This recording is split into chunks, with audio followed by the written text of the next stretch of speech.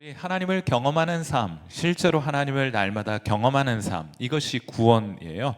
구원이라고 하는 것은 나중에 죽어서 뭐 큰 문 열고 저 천국이라고 하는 도성에 들어가서 영원히 사는 것이 천국이 아니고, 구원이 아니고, 구원이라는 것은 하나님과 지금부터 함께 동행하는 삶, 하나님과 함께하는 것이 구원의 본질이라고 말할 수 있겠습니다. 자, 그런 관점에서 오늘 우리에게 구원을 베풀어 주셨다는 것은 오늘 우리가 하나님을 경험하며 살아갈 수 있는 이 실제를 우리에게 선물로 주셨다는 뜻일 텐데, 그것을 맛보고 살아가는 사람들은 어떤 상황 가운데도 그들의 마음속엔 하나님으로 인한 기쁨이 있을 것이고, 이것을 알지 못하는 사람들은 하나님이 우리에게 구원의 선물을 주셨음에도 불구하고 그것을 풍성히 누리지 못하는 안타까운 하루를 살아가게 될 것이라고 말할 수 있겠습니다. 저는 하나님을 경험하는 삶 함께 여러분과 나누면서 여러분이 하나님을 조금 더 가까이 인식하고요, 조금 더 가까이서 주님을 따르고 또 조금 더 가까이 하나님을 경험하게 되는 일들이 실제로 여러분 삶 속에 경험될 수 있기를 간절히 바라봅니다. 자, 우리 나눠드린 유인물 첫 번째, 우리 지난 시간에 나눴던 건 잠깐만 좀 되짚어 보면, 하나님은 이 세상을 창조하셨고 그 역사의 마지막까지 함께 하시게 될 텐데, 사실은 역사라는 것은 영어 단어로 history 이렇게 얘기를 하잖아요. 그러니까 우리 my story가 아니고 history예요. 하나님의 이야기입니다. 하나님의 큰 이야기, 회복과 구속의 이야기가 성경의 이야기라고 말할 수 있겠는데, 참 감사하게도 하나님께서는 이 큰 이야기, 하나님께서 써가시는 이 아름답고 이 위대한 이야기 속에 저와 여러분을 초대하시는 거예요. 우리도 그 안에서 우리 나름대로의 이야기를 만들어가는 것이 신앙생활이라고 말할 수 있겠습니다. 자, 그런 의미에서 하나님은 지금도 우리 주변에서 일하고 계신다. 왜냐하면 하나님이 이 세상을 회복하고 구원하고 구속하시는 일들을 지금도 이루어가고 계시기 때문에요. 하나님은 지금도 우리 주변에서 일하고 계신다. 막 가까이 와닿지 않아요? 우리 주변에서 지금 하나님 막 일하고 계시다. 자, 하나님이 우리 주변에서 일하고 계신데, 하나님이 일하시는 곳에는 하나님만 하실 수 있는 일이 나타나게 됩니다. 그 일이 무엇입니까? 자, 우리 하나님이 우리의 삶의 주변에서 일하고 계실 때, 하나님이 우리 교회 안에서 어디서 일하시는가 확인하는 방법이 있어요. 요한복음 6장 44절 말씀, 자, 우리 같이 한번 읽어보겠습니다. 시작. 나를 보내신 아버지께서 이끌지 아니하시면 아무도 내게 올 수 없으니 오는 그를 내가 마지막 날에 다시 살리리라. 아멘. 하나님께서 하시는 일이 있어요. 뭘 하고 계십니까? 이끄는 일을 하고 계시는 거예요. 그래서 하나님이 함께 하셔서 하나님만 하실 수 있는 일이 나타날 때 어떤 현상들이 있는가 하면은, 어떤 사람이 하나님을 찾고 있어요. 그리고 어떤 사람이 영적인 것에 대해서 질문하기 시작합니다. 영적인 것에 관해서 묻고 요청하기 시작해요. 거기 지금 하나님 일하고 계신 거예요. 그럼 빨리 거기 가야 합니다. 그래야 하나님의 도구로 쓰임 받으면서 하나님의 역사를 여러분도 생생하게 경험할 수 있을 것이기 때문에요. 하나님이 여기서 일하고 계신데 저쪽에 가가지고 하나님 만나게 해달라고 해봐야 소용없습니다. 하나님 일하시는 곳으로 가야 여러분이 하나님을 경험할 수 있게 되는 거예요. 그러니까 저는 교회 오시면은 관찰하세요. 어디에서 이런 일이 일어나고 있는가? 누가 하나님에 대한 관심을 가지고 있는가? 누가 성경에 관해서 질문하고 있는가? 어떤 사람이 하나님을 향해서 갈급한 마음을 가지고 있는가? 여러분 안에 그런 일들이 있다면 이미 여러분 안에서 하나님 지금 일하고 계신 거예요.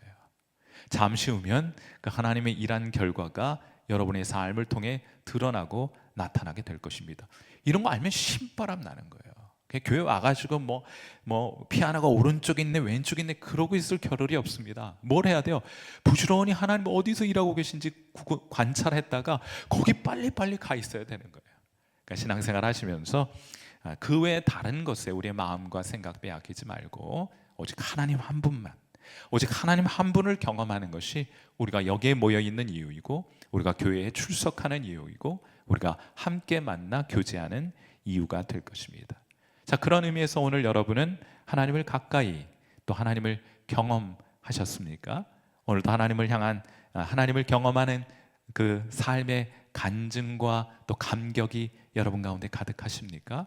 이 관점과 신앙을 좀 새롭게 해야 될 일이 우리에게 꼭 필요한 것이라고 생각합니다. 자, 하나님 우리 주변에서 일하고 계세요. 사람들이 하나님을 찾고 영적인 것에 관해서 질문하기 시작합니다. 그런데 하나님은 그 장소에 저와 여러분을 초대하고 계신단 말이에요. 자, 이것이 우리가 하나님을 경험하는 것과 관련해서 마음속에 그리고 있어야 될 대전제 가운데 하나요. 하나님이 일하고 계시고 우리를 그곳으로 초대하신다. 우리가 거기에 나아가면 하나님을 경험할 수 있게 된다, 이런 뜻이에요. 근데 많은 사람들이 어떤 신앙의 그림을 가지고 있습니까? 하나님 저기 있어요. 난 여기서 내가 관심을 가지고 있는 일이 있어요. 이거 하나님 이쪽으로 오셔가지고 나를 이걸 좀 도와주세요 하는 식으로 신앙생활과 신앙에 대한 그림을 가지고 있는데, 그것은 성경이 우리에게 제시해 주는 것과 정반대의 그림이다. 하나님이 주인이고 우리가 그분의 종이에요. 우리가 주인이고 하나님이 우리 걸 섬기는 종이 아니라 우리가 하나님의 종입니다. 그러므로 종은 어디로 가야 합니까? 주님이 계신 곳으로, 주인이 계신 곳으로 가야 한다. 너무나 명확한 이 논리가 아닙니까? 그러니 여러분도 하나님이 계신 곳으로 가면 하나님을 만나고 경험할 수 있게 될 것이다. 자, 그럼 우리가 질문해야 될 것은 이것인데, 하나님이 이제 우리를 초대하신다 했어요. 하나님 우리를 초대하시는데, 초대하신다는 것은 뭔가 들어야 반응할 것 아니에요. 그런데 성경을 보면 하나님께서 구약 성경의 인물들에게는 말씀하세요. 그렇죠? 성경 인물들이 그 음성을 듣고 하나님께 반응합니다. 자, 그렇다면 우리가 던질 질문은 이것이에요. 오늘날에도 하나님께서는 성경 인물들에게 그렇게 하셨던 것처럼 우리에게도 말씀하실까? 여러분의 답변은 무엇입니까? 여러분이 하나님에 대해 알고 있는 바는 무엇입니까? 하나님은 옛적의 하나님이실 뿐만 아니라 오늘의 하나님, 그 하나님과 구약의 하나님과 신약의 하나님은 동일하신 하나님이시고, 그 신약 성경에 등장하시는 하나님은 오늘날 우리가 섬기는 하나님과 같은 하나님이시잖아요. 그러니까 우리가 어떤 결론을 내릴 수 있습니까? 구약 성경에 성경 인물들에게 하나님 말씀하신 것처럼 오늘날 우리에게도 하나님 말씀하신다. 그 말씀을 통해서 우리를 하나님이 계신 곳으로 초대하신다. 우리가 그 음성을 들을 수만 있다면 하나님이 계신 곳으로 나아갈 수 있게 되는 것이 아니냐 하는 것이 그 다음 논리적인 귀결이라고 말할 수 있겠습니다. 자, 그런데 우리가 꼭 기억하셔야 될 것은 하나님의 음성을 듣는다, 이런 거, 하나님이 우리에게 말씀하신다, 이런 거 할 때 사람들이 많이 또 잘못 가지고 있는 게 뭔가 하면은, 우리의 하나님이 음성이 막 천둥과 우레같이 막 천둥을 치셔가지고 우리의 물리적으로 우리의 고막을 진동시켜가지고 하나님의 음성을 우리 뇌가 인식할 수 있도록 하신다. 그건 우리 생각이고요. 우리 생각이고, 하나님께서 우리에게 말씀하시는 방법은 그 물리적인 세계를 초월해서 말씀하시는 거예요. 성경에서 그것을 감동한다 이렇게 해요. 모든 성경은 하나님의 감동으로 되었다 이렇게 하잖아요. 그러니까 성경 저자에게 하나님께서 음성을 들려주시는데 물리적인 방법으로가 아니고 그대의 마음속에 감동을 주셔서 하나님이 전하려고 하는 그 모든 내용을 성경의 저자들에게 감동을 통해서 전달하게 되었고, 성경 저자들은 그것을 고스란히 기록으로 남겨놓은 것이다. 이런 이해가 있는 거예요. 자, 그렇다면 하나님께서 오늘날도 우리에게 그렇게 말씀하실 텐데 2.2.1번 보세요. 자, 2.2번 보시면 성령께서 성경을 통해 우리에게 말씀하십니다. 여러분, 성경을 통해 우리에게 말씀하시니까 성경 읽으라는 거예요. 성경을 통해 우리에게 말씀하시니까 성경 연구하라는 거예요. 성경을 통해 우리에게 말씀하시니 성경을 암송하고 묵상하라는 겁니다. 성경을 통해서 우리에게 말씀하시니 하나님의 말씀을 귀 기울여 들으라고 하는 거예요. 자, 왜 그런가? 자, 우리 요한복음 14장 26절 말씀 보세요. 자, 우리 같이 한번 요한복음 14장 26절 말씀, 하나님께서 어떻게 우리에게 음성을 들려주시고 말씀하시는지를 한번 보세요. 같이 읽습니다. 시작. 보혜사 곧 아버지께서 내 이름으로 보내실 성령, 그가 너희에게 모든 것을 가르치고 내가 너희에게 말한 모든 것을 생각나게 하리라. 너희에게 말한 것이 뭐예요? 예수님의 말씀을 생각나고 떠올려 주신다는 말씀이 아니겠어요? 자, 그러니까 하나님께서 우리에게 말씀하실 때는 이런 방법으로, 예수님께서 우리에게 하셨던 말씀, 성경을 통해 우리에게 하셨던 말씀을 떠올려 주시는 방식으로 우리에게 매우 명확하게 말씀하신다. 그런데 우리가 평소 습득해 놓은, 평소 저장해 놓은 하나님의 말씀이 없으면 어떻게 하나님의 음성을 매우 구체적으로 분별할 수 있겠습니까? 자, 그래서 저는 이런 표현을 좋아하는데 2.2.1번 빈칸에 제가 이제 자주 가끔씩 그러니까 설교 시간에 이런 말을 여러분에게 종종 들려드리곤 해요. 하나님께서 생각으로 말을 걸어오신다. 이런 표현 제가 종종 쓰곤 하죠. 생각으로 말씀하신다. 물론 방법은 하나님께서 정하시는 것이기 때문에 때로는 사도 바울처럼 물리적으로 물리적으로 들은 것 같지는 않아요. 나중에 또 기회가 되면 말씀드리겠습니다만, 자, 아무튼 하나님께서 생각으로 우리에게 말을 걸어오신다. 생각 가운데 하나님 말씀 떠올려 주신다. 생각 가운데 어떤 일에 대한 마음의 부담을 주신다. 이런 방식으로 하나님께서 우리에게 말씀하시는 겁니다. 자, 그 말씀 꼭 기억하시고 하나님이 생각으로 우리에게 말을 걸어오신다 하는 거 꼭 기억하시고, 자, 두 번째로는요, 요한복음 16장 13절 말씀이에요. 자, 이 말씀도 한번 같이 읽어보시는데 하나님께서 어떤 말씀을 우리에게 들려주시는 것이냐. 자, 16장 13절, 예수님께서 이 일의 성취를 위해서 성령을 보내주신다, 우리에게 보내주신다고 말씀하셨으니까 우리가 이것을 경험하며 살아가는 겁니다. 자, 요한복음 16장 13절 말씀 같이 읽겠습니다. 시작. 그러나 진리의 성령이 오시면 그가 너희를 모든 진리 가운데로 인도하시리니 그가 스스로 말하지 않고 오직 들은 것을 말하며 장래일을 너희에게 알리시리라. 아멘. 자, 그러니까 성령께서는 말씀을 떠올려 주시고 우리의 생각에 말을 걸어오시는 것을 통해서 우리를 첫째 인도하시기도 하고요. 첫 번째 빈칸은 인도 2.2.2번 인도하세요. 인도하시고요. 두 번째로 우리에게 말씀하기도 하시고요. 생각으로 말을 걸어오시는 거예요. 그리고 세 번째로는 장래일을 알게 하시기도 합니다.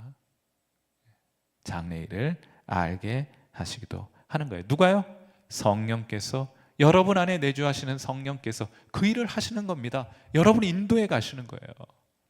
여러분에게 말씀하시는 겁니다. 부담도 주시는 겁니다. 생각으로 말을 걸어오시기도 하는 거예요. 너 그렇게 하면 안 된다 이렇게 하시기도 하고, 때론 우리를 칭찬하고 격려하고 위로하시기도 하고요, 때로는 어떤 일에 대한 거룩한 부담을 주셔서 우리로 하여금 그 일을 감당할 수 있도록도 하는 거예요.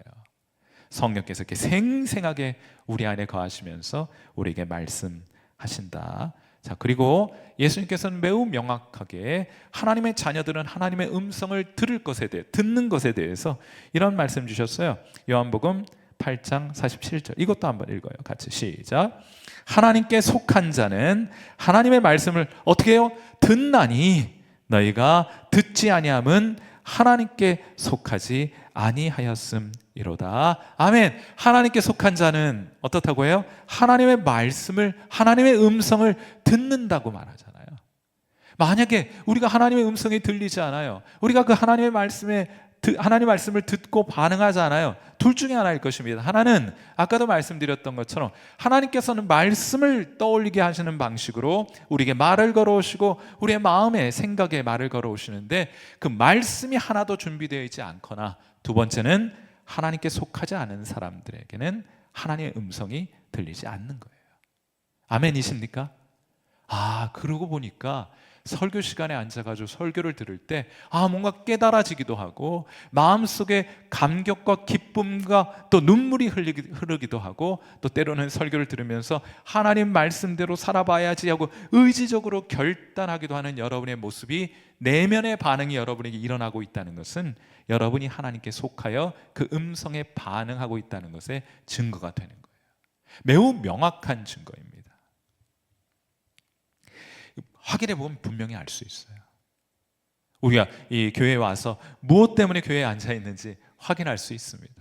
하나님께 속한 자는 하나님의 음성에 반응한다. 2.2.3번, 그래서 하나님의 말씀, 그 빈칸에 음성을 듣는 거예요.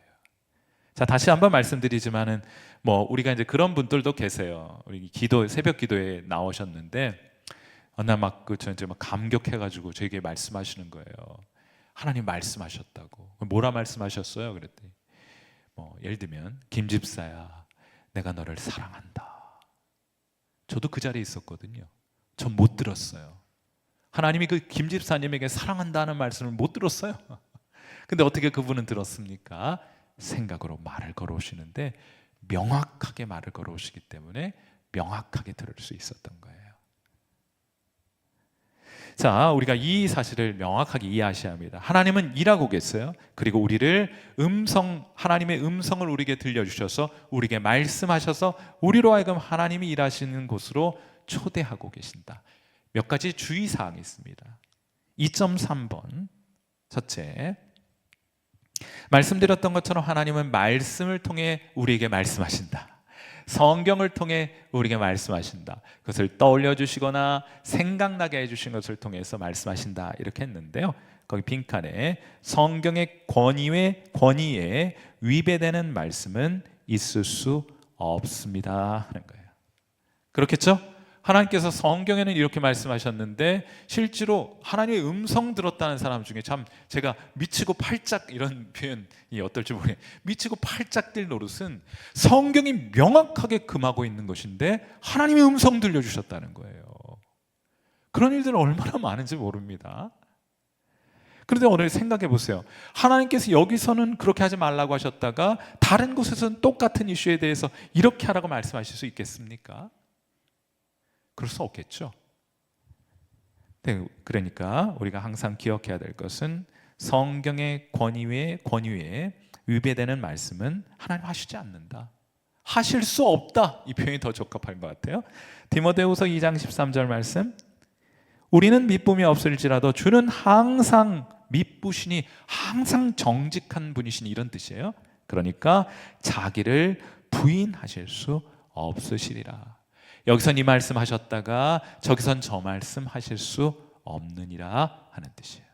아멘이십니까? 네, 아멘. 하나님은 성경 말씀에 위배된 음성을 우리에게 들려주시지 않는다. 그러실 수 없다. 그러니까 성경을 잘 알게 되면은 이게 하나님 음성 들었다고 하는데 이게 사탄의 음성을 듣고 왔다는 것을 알 수 있는 방법이 있어요. 그건 뭔가 하면 명확하게 성경의 가르침과 위배된 이야기를 하는 경우들이 있어요. 그러니까 우리가 이런 것들을 잘 분별해야 하는 겁니다. 자, 두 번째로 기억해야 될 것은 하나님은 성경과 성경의 말씀에 위배된 음성을 결단코 들려주실 수 없다. 두 번째로 기억해야 될 것은 아까 하나님은 우리의 생각에 말을 걸어오신다 이런 말씀을 드렸는데 우리의 생각에는 오류가 있을 수 있다는 사실을 항상 인정해야 한다는 거예요. 항상 인정해야 한다. 청년들이 그런 질문 많이 해요. 하나님의 뜻을 분별할 때 이게 내 욕심인지 하나님의 음성인지 어떻게 알 수 있습니까? 아주 정직한 고백이에요. 우리는 언제나 우리의 생각에 오류가 있을 수 있다.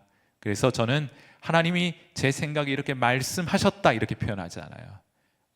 주의 깊게 제 설교를 들어보신 분들은 아시겠지만은 하나님이 제게 생각으로 말을 걸어오시는 것 같습니다.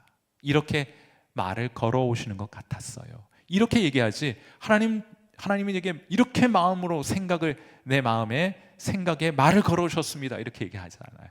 항상 제가 가지고 있는 생각과 제 판단에 오류가 있을 수 있다는 사실을 항상 인정하고 항상 여지를 마련해 두어야 돼요. 그래서 틀리면 내가 틀린 것이지 하나님이 틀리실 수는 없다는 그런 장치들을 꼭 가지고 있어야 돼요. 근데 너무 확신을 가지고 말하는 사람들이 있어요.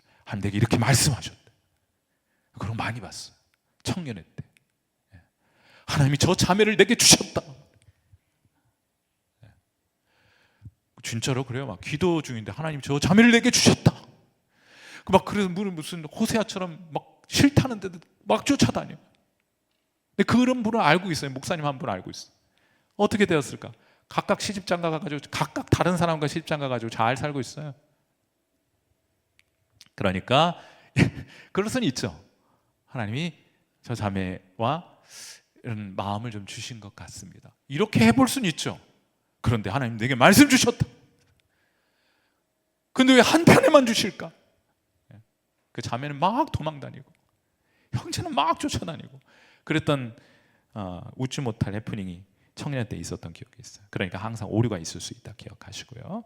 그러므로 하나님의 음성이라고 인식되었고 하나님의 음성인 것 같습니다, 하나님 제게 이렇게 생각으로 말을 걸어오신 것 같습니다 하는 것은 반드시 분별되어야 합니다 하는 거예요. 자, 고린도전서 14장 29절 예배의 상황을 전제로 해서 사도 바울이 이런 말을 합니다. 예언하는 자는, 예언이라는 것은 하나님 내게 이런 말씀을 주셨습니다 하고 교회에서 공적으로 말하는 거, 예배 중에. 자, 예언하는 자는 둘이나 셋이나 말하고 다른 이들은 그게 진짜 하나님으로부터 온 것인지 하나님으로부터 온 음성인지를 분별하라고 말하고 있는 거예요. 그러니까 교회에 성숙한 성도들이 꼭 필요합니다. 막 뜨거울 때는 이 소리 저 소리 막 들리는 거예요. 사탄의 소리도 들리고 하나님의 소리, 천사들이 막 섞여 있어요. 분별되지 않습니다. 그러니 신앙적으로 성숙한 성도들이 그 곁에서 그것들을 잘 분별해주는 역할들을 해줘야 합니다. 성숙하다는 말은 무슨 말이에요? 하나님 말씀 익숙하며 하나님 말씀이 체화되어 있는 사람들이라고 말할 수 있겠죠. 자, 그런 일들이 꼭 필요하고요. 제가 이건 앞으로 계속 얘기하겠습니다만 하나님의 말씀을 통해서 우리에게 이런 생각들을 주시는데 그 외에 다른 은혜의 수단들이 있어요. 어떤 거냐면 기도, 빈칸에 한번 기도 한번 적으시고요. 두 번째는 환경, 그리고 세 번째는 교회. 교회라는 것은 아까 말씀드렸던 것처럼 성숙한 교인들입니다. 자, 그들이 일관된 방향으로 어떤 뜻들이 하나님의 음성이라고 분별된 것이 수렴하게 되겠죠. 그렇지 않겠습니까? 하나님 우리에게 어떤 말씀을 주셨다면 기도 가운데도 그런 마음과 생각을 더 강화시켜 주실 것이고 환경도 그렇게 조성되고 주변에 있는 성숙한 성도들도 그 방향으로 하는 것이 옳다는 생각들을 가지게 되겠죠. 그러니까 어떤 일들 할 때 우리의 욕심이 개입되면 하나님의 음성을 분별하기가 아주 혼탁해져요. 그러니까 이럴 때는 성숙한 성도들, 여러분에게 영적인 조언을 해줄 수 있는 분들에게 객관적으로, 듣기 좋은 소리만 하지 말고요. 그러니까 내가 듣고 싶은 얘기 하지 마시고 내가 정말 하나님의 음성을 분별해서 이렇게 살아가는지 아닌가, 이게 중요한 문제니까 내가 듣고 싶어하는 그런 종류의 이야기 말고 내가 진짜 들어야 할 이야기를 해줄 수 있는 영적인 멘토들을 여러분 주변에 두는 것은 정말 복된 일이에요. 근데 보면은 주변에 여러분 듣고 싶은 얘기들만 많이 해주죠. 절대로 하면 안 되는 일인데도 그래 한번 해봐, 뭐 잘 될 거야, 뭐 이렇게 하고 많은 분들도 많이 계시죠. 그래서 그렇다고 뭐 아무한테나 하지 마시고, 부정적인 사람들이 있습니다. 무조건 안 되는 사람들이 있어요. 무조건 뭐만 하면 안 된다는 사람들이 있습니다. 그런 것도 한 극단도 좀 피하셔야 되겠고, 무조건 된다는 사람들도 있어요. 그런 극단도 피하고 하나님 말씀을 가지고 좌로나 우로나 치우치지 않는 영적인 경건한 사람들 함께 그런 이야기 나누고 기도하는 것은 꼭 필요할 것이라고 생각합니다.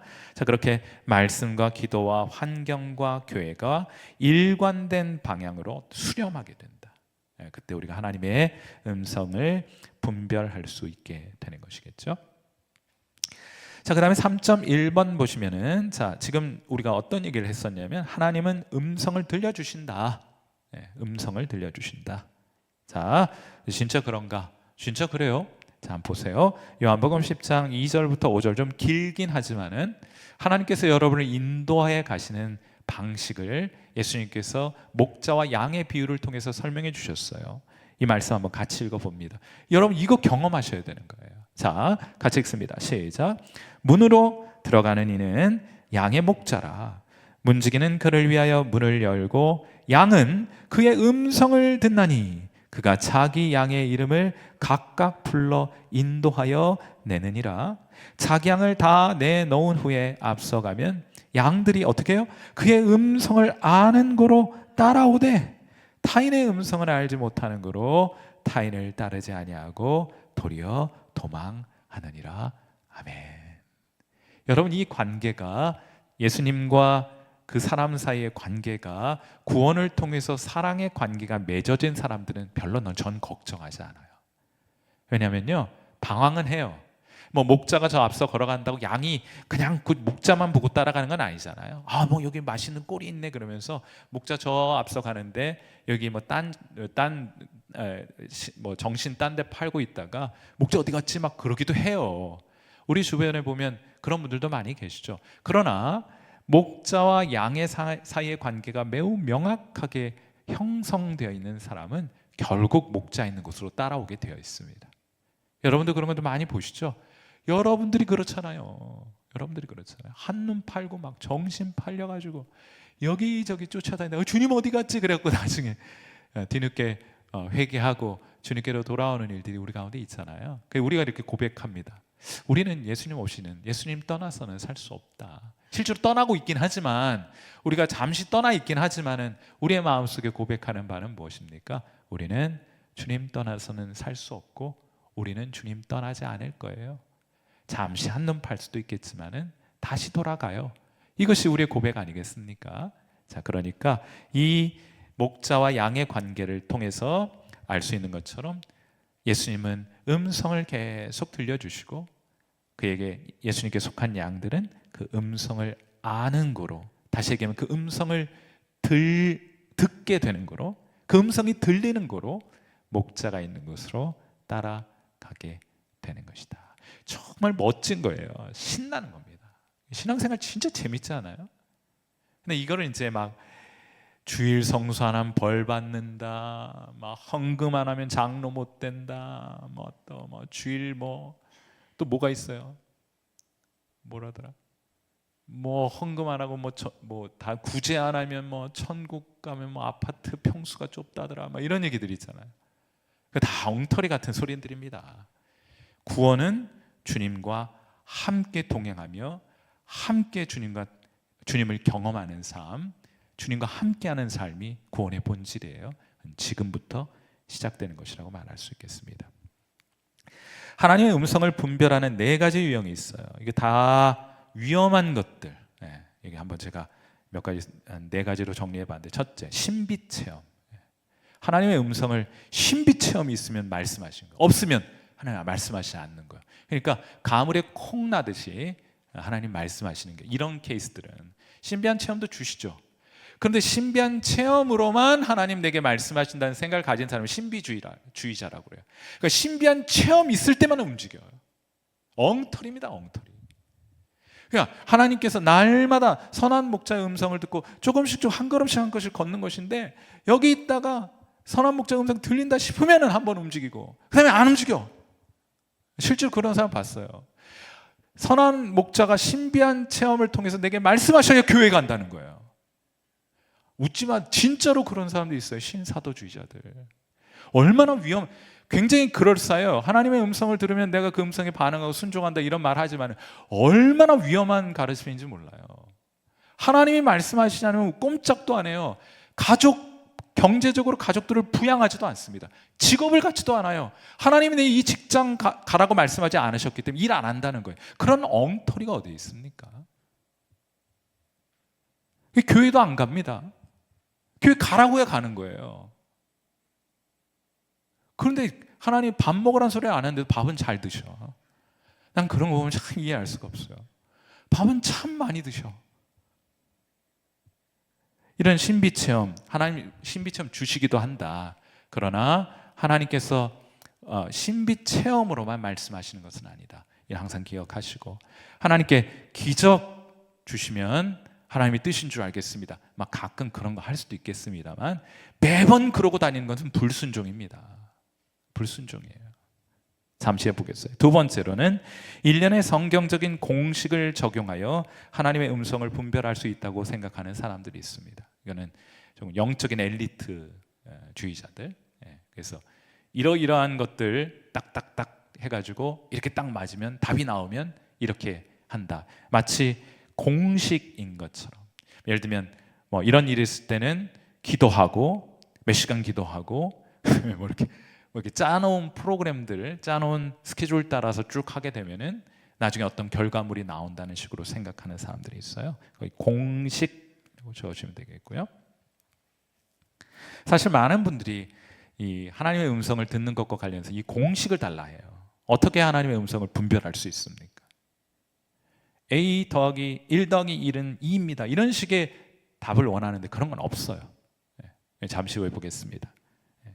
그다음에 세 번째로는 하나님은 말씀 안 하셨어요. 근데 성경 내가 이제 이걸 해야 되나 말아야 되나, 내가 이걸 해야 되나 말아야 되나 이렇게 하다가 내가 하나님 저 자매, 아까 이제 청년회 때 저 자매를 이제 청년회 때 뭐 결혼하고 싶은 마음을 하나님 주셨다며 하면서 어떤 말씀을 찾느냐, 호세아서 펴보는 거예요. 막 호세아는 거기 막 고멜이 거절하고 도망가도 쫓아가 또 이런 식으로 자기가 하고 싶은 것들을, 자기의 욕망을 성경의 구조를 가져다가 합리화하는 사람들도 있는데, 이건 역시 하나님의 음성을 들은 것이 아니라 자기의 욕심을 하나님의 말씀을 가지고 관철시키고 주장하는 것에 지나지 않는다. 그럼 진짜 중요한 것은 뭐냐? 하나님의 음성을 어떻게 듣는 것이냐? 중요한 것은 하나님과의 친밀한 사랑의 관계 속에 머물러 있게 되면, 거기 관계 속에요. 하나님과의 친밀한 관계 속에 머물러 있게 되면 하나님이 말씀하세요. 방법은 하나님이 정하세요. 자, 아까 말씀드렸던 것처럼 하나님께 표적을 구하는 것은 종종 불신앙의 증거가 된다 했는데, 마태복음 12장 38절과 39절에 이런 말씀이 있습니다. 그때 서기관과 바리새인 중 몇 사람이 말하되 선생님이여 우리에게 표적 보여주시기를 원하나이다. 예수께서 대답하여 이르시되 악하고 음란한 세대가 표적을 구하는 거예요. 악하고 음란한 세대가 표적, 순종하지 않으려고 하니까 표적을 구하는 겁니다. 선지자 요나의 표적밖에는 보일 표적이 없느니라 했어요. 자, 그 다음에 두 번째로, 하나님은 공식을 따라 기계적으로 움직이는 분이 아닙니다. 하나님께 어떤 조건을 이거 주면 하나님이 마치 자판기 동전을 집어넣으면 거기에서 물건이 나오는 것처럼 이런 조건을 하나님께 제공하면 한 무조건 답변을 주시는 그런 기계적인 하나님이 아니세요. 그러니까 성경에서 하나님을 만나서 하나님의 음성을 듣는 사람들은 정말 다양한 방식으로, 어떤 사람은 뭐 영광 중에 임하신 주님을 보기도 하고, 어떤 이는 듣기도 하고, 어떤 이는 그렇게 하지 않아도 반응하는 일들이 나타나잖아요. 성경을 읽다가 반응하기도 하고. 그러니까 인격적인 관계 안에 머물러 있으면 하나님께서 우리에게 말씀하시는 방식은 굉장히 다양하나 하나님께서 우리의 생각에 매우 분명하게 말을 걸어오신다 할 것입니다. 그리고 자신의 뜻을 성경을 통해 관철시키려는 것도 우리 주객전도 말씀하신 것으로 짐작하고 가정한 것이지 하나님이 그렇게 말씀하신 것은 아니다, 이렇게 말할 수 있겠습니다. 3.3.4번을 좀 주의해 보시길 바라는데, 우리 주변에 매우 영적이라고 말하는 사람들이 있습니다. 경계하셔야 돼요. 매우 경계하셔야 합니다. 자, 들었다고 주장하는 하나님의 음성, 자, 하나님의 음성 들었다고 하고 대신 들어주는 사람들도 있어요. 그렇죠? 대신 들어주는 사람이 있어요. 교회에도 점쟁이들이 있습니다. 하나님의 음성을 대신 들어주는 사람들 있어요. 뭐 예언가라는 이름으로 활동하는 이들이 있습니다. 기도 받으러 가는 일들이 있을 수 있습니다. 정말 경계하셔야 돼요. 여러분, 들었다고 주장하는 그 음성이 거짓으로 판명이 되면 그거는 구약 성경의 거짓 선지자 아닙니까? 거짓 선지자는 하나님이 어떻게 하라고 하셨어요? 그 제하해 버리라고 하셨습니다. 자, 신명기 18장 21절과 22절 말씀 보세요. 같이 한번 읽어봅니다. 시작. 네가 마음속으로 얘기를 그 말이 여호와께서 이르신 말씀인지 우리가 어떻게 알리어하리라. 만일 선지자가 있어 여호와의 이름으로 말한 일에 증언도 없고 성참도 없으면 이는 여호와께서 말씀하신 것이 아니요 그 선지자가 제 마음대로 한 말이니 너는 그를 두려워하지 말고 죽여버리라는 거예요. 그런데 죽이는 사람이 있습니까? 예를 들면 어떤 여러분이 몸이 아파요. 어떤 의심 증상이 있어요. 암만 해도 그 거시기 같아. 암만 해도 안 좋은 것 같아. 그러니까 병원에 가기 전에 이런 사람들 갑니다. 기도받아요. 하나님 뭐라 하시고 막 음성 듣습니다. 괜찮대. 그리고 병원 가봤더니 진짜 괜찮은 거야. 그러면 원래부터 괜찮았던 일일 수도 있잖아요. 근데 그런 일을 한번 경험하게 되면 이게 그런 유혹에서 빠져나올 길이 없습니다. 또 가서 묻는 거예요. 매번 가서 묻는 겁니다. 이러면 질질 끌려다녀요. 코 꽉 깨가지고. 하나님은 인격적으로 우리를 만나서 인격적으로 이게 말씀하시는 하나님 아니십니까? 하나님은 직접 하나님께서 우리에게 말씀하기를 원하시는데 그런 사람들 찾아가자고 일일이 그 말 듣고 이거 결정할 때 저거 결정할 때 쫓아다니면서 예언가나 예언한다는 사람, 기도한다는 사람 쫓아다니면서 답을 구하고 다니는 그런 신앙생활을 하게 돼요. 엉터리 중에 엉터리입니다. 저도 그런 걸 하겠어요. 저도 그런 걸 하겠어요. 둘 중에 하나일 거 아니에요? 올해 시집 갈 거야. 딱. 아니면 말고 뭐. 아니면 지가 못나서 그런 거고 뭐 이렇게 하고 퉁치고 넘어가잖아요. 그런데 하나님의 음성을 듣는다고 하는 것은 그런 정도로 안 되면 말고식이 되는 게 아니에요. 안 되면 죽는 겁니다. 그런데 죽는 예언가 봤어요? 못 봤어요? 그런 말 해놓고 성취 안 되는 것에 책임지는 사람 봤습니까? 못 봤습니까? 못 봤어요. 그리고 하는 말이 내가 기도한 대로 됐다는 것만 얘기합니다. 합격한다고 50%예요. 그러니까 합격한다고 했는데 안 된 사람 많습니다. 그런 건 다 얘기 안 해. 그럼 뭐만 얘기해요? 합격한 것만 얘기해요. 나도 그럼 하겠다. 여러분도 하실 수 있어요. 어떤 분이 자기는 더 잘할 거라 그러시던데. 여러분 정말 경계 가지 마세요. 잘 모르고 믿음으로 사는 게 낫습니다. 이거 할 말이 많아요. 제가 구체적으로 경험한 것도 있기 때문에 시간이 없어서 생략. 중요한 것은 무엇이다? 중요한 것은 3.4번 하나님과의 친밀한 관계 안에 머물러 있는 거예요. 어떻게 하나님이 우리에게 음성을 들려주실 건지도 하나님이 인격적으로 결정하실 겁니다. 하나님 안에 머물러 계시면 돼요. 하나님을 사랑하고 하나님 말씀을 가까이 하고 하나님께 가까이 나아가 기도하기를 원하는 마음을 가지고 있으면 하나님께서 말씀과 기도와 환경과 교회를 통해서 하나님께서 음성들을 들려주시고 성도들 하여금 어떤 길을 걸어가야 하는지를 알게 해주시는 거예요. 매우 명확하게. 누가 하나님의 음성을 잘 듣습니까? 하나님과 친밀한 사람이 하나님의 음성을 듣는 거예요. 자, 그 다음에 4번을 서둘러서 얘기해야겠는데, 자, 하나님이 우리를 음성을 통해서 부르십니다. 하나님 부르실 때는 목적이 있어요. 목적. 뭔가를 하려고 하시는 겁니다. 예를 들면 구약 성경 몇 가지 사례, 아브라함을 하나님 불러내시잖아요. 아브라함을 만나셨을 때 창세기 12장 하나님은 한 나라를 세울 계획을 가지십니다. 아브라함을 통해서 이스라엘 백성 만들 계획을 가지신 거예요. 그리고 그 일을 이루기 위해서 아브라함을 만나신 겁니다. 그러니까 먼 훗날에 있을 일을 위해서 아브라함을 미리 만나시는 거예요. 항상 하나님이 여러분을 만나실 때, 하나님이 여러분을 하나님이 있는 곳으로 초대하실 때는 여러분을 통해서 이루고자 하시는 일이 있는 거예요. 첫째, 하나님이 여러분을 통해 이루고자 하시는 일이 있다. 두 번째 중요한, 일단 이제 이삭에게 꿈을 주셨을 때는 이삭이 아니다. 이거 틀렸어요. 요셉에게 꿈을 주셨을 땐 무슨 일을 계획하셨던 겁니까? 먼 훗날 굶주려 죽게 될지도 모를 이스라엘 백성들을 애굽으로 인도하여 살게 할 그들을 기근으로부터 구원하실 목적 이루기 위해서 요셉에게 꿈을 주시죠. 그를 만나 주신 겁니다. 하나님이 여러분을 초대하실 때, 하나님이 여러분에게 음성을 들려주실 때는 여러분을 통해 하시고 싶은 일이 있으시다. 자, 두 번째로 여러분은 하나님께서 여러분을 만나서 여러분을 음성을 들려주시고 여러분을 초대하실 때는 또 하나 하나님의 계획이 있습니다. 어떤 일을 이루시려고 하는 계획이 있고, 두 번째로는 여러분 성장시킬 계획을 가지고 계신 거예요. 거기 성장이라고 쓰세요. 성장. 우리가 많이 망각하고 있는 겁니다. 그냥 우리가 뜨겁게 신앙 체험하면 당장이라도 쓰임 받을 것처럼 착각하는데 그렇잖아요. 성숙하고 성장하셔야 합니다. 자, 그런 관점에서 아브라함 큰 민족 이루시겠다고 그를 처음 만났을 때 그의 나이 75세. 그가 첫 아들을 낳은 나이 몇 살입니까? 100살. 몇 년 동안? 25년 동안 기다려야만 했어요.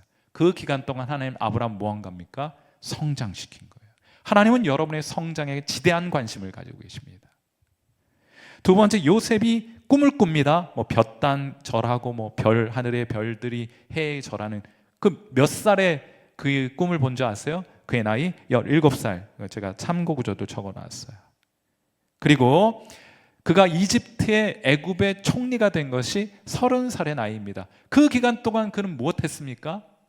시기를 받아 종이 되기도 하고 감옥에 갇히기도 하는 등등의 많은 사연들이 있었지만은 우리가 그 13년의 세월 동안 하나님은 요셉을 훈련시키고 성장시켜 주신 거예요.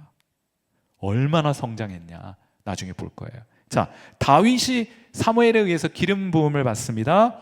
몇 년 동안 그 이후로 훈련 받느냐? 15년 훈련 받는 거예요. 우리는 이 훈련 좋아하지 않습니다.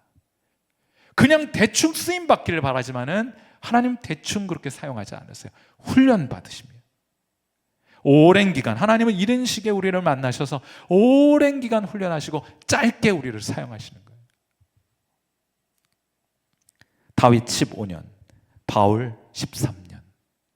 바울 뭐 담에색 도상에서 예수님 만나고 바로 쓰임 받은 게 아니고 13년 훈련 받고 제1차 선교행 떠나게 되는 겁니다. 4.4번, 하나님은 우리를 사용하시기에 앞서 우리의 성품을 연단하신다. 연단되지 않은 채로 하나님 여러분을 사용하지 않습니다. 여러분의 성품이 연단된 크기만큼 하나님께 쓰임받게 될 거예요.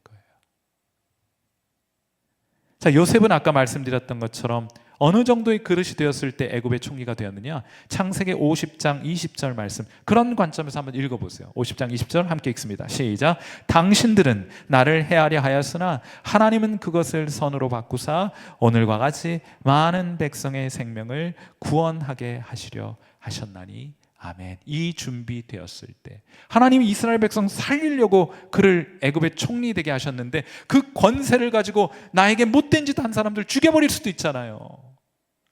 감옥에서는 아마도 이 고백이 감옥에서 형들 만나기만 하면 죽이려고 했을 것 같아요. 그렇게 갈고 닦여져서 형들을 용납하고 용서할 수 있게 되었을 때야 비로소 하나님의 관점으로 이 모든 고난의 세월들을 해석해낼 수 있을 때쯤에야 비로소 그가 애굽의 총리가 되었다는 건 하나 이상하지 않습니다.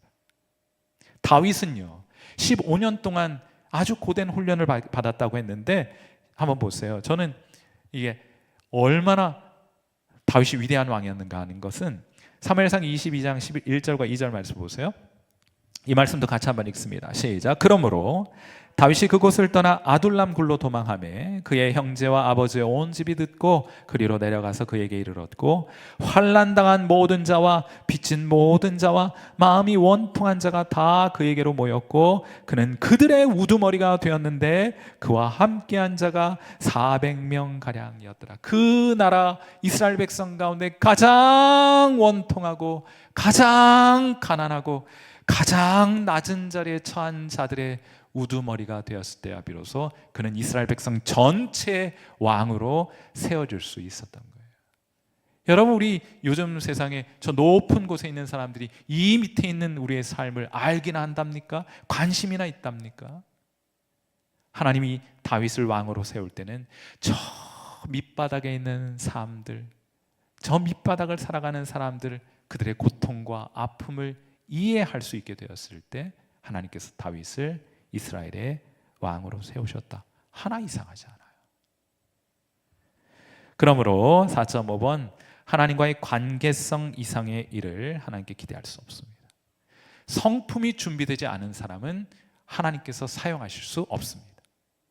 아멘이십니까? 그렇다고 사용 안 하시겠다는 뜻이 아니고 성품을 빚으셔서 사용하시겠다는 뜻이에요. 그래서 교회는 너무 이제 예수님 믿은 지 얼마 되지 않는 사람들을 어떤 지도자로 세우면 안 됩니다. 왜요? 아직 훈련되지 않았어요. 맞아요? 여러분? 맞죠. 그런 성경의 가르침도 있습니다. 그래서 성장과 성숙을 위해 하나님은 우리의 생활을 방해하실 권리가 있습니다. 그분이 주인이시니까. 자, 그래서 어떤 성품을 길러내는 것이냐? 그 마지막 두 빈칸만 채우고 함께 기도할게요. 어떤 상황 속에서도 하나님을 사랑하고 신뢰하는 성품, 상황 좋을 때나 그렇지 않을 때나 하나님 신뢰하는 마음, 변함없고 환경과 조건, 사람들 내게 어떻게 하든지 나는 한결같이 주님을 섬기고 주님을 사랑하고 주님을 예배합니다. 그 예배가 되게 중요한 거예요. 예배가 중요한 거예요. 그리고 4.5.3번에 그 다음에 하나님을 신뢰하고, 그 다음에 두 번째로 하나님의 백성을 사랑하고 섬기려는 성품. 야, 이거 준비 안 된 사람에게 권력 주면 요셉도 그랬겠고 다윗도 그랬겠고 절대 권력을 주어주면 그 권력 가지고 사람 죽였을 거예요. 그런데 다윗이나 요셉이나 사람을 살리는 일에 하나님 맡겨주신 권세를 사용하게 되었죠. 그런 준비, 하나님 백성 사랑하는 마음을 가지게 될 때 비로소 하나 우리를 사용하시게 될 것이다. 자, 아무쪼록 하나님께서 여러분들을 성품을 빚으셔서 여러분을 통해서 하나님의 아름다운 일들을 이루어 가시는 일에 여러분 쓰임 받게 되기를 바라고요. 주님과 함께 날마다 동행함으로 구원의 삶을 날마다 경험해가는 그런 귀한 은혜 있게 되기를 주님의 이름으로 축원해 드립니다. 우리 함께 기도하도록 하죠. 자, 오늘은 제가 이런 기도 여러분 함께 하고 싶어요. 이렇게 한번 따라서 한번 해보세요. 제가 짧게 드릴게요. 친밀한 사랑의 관계 속에서 주님의 음성 분별하여 듣고 저도 하나님의 음성 듣고 그 음성에 반응하고 싶어요. 여러분 그런 마음 담아서 이 시간 함께 음악 들으면서 기도하는 시간 가질게요. 짧게나마 기도하겠습니다.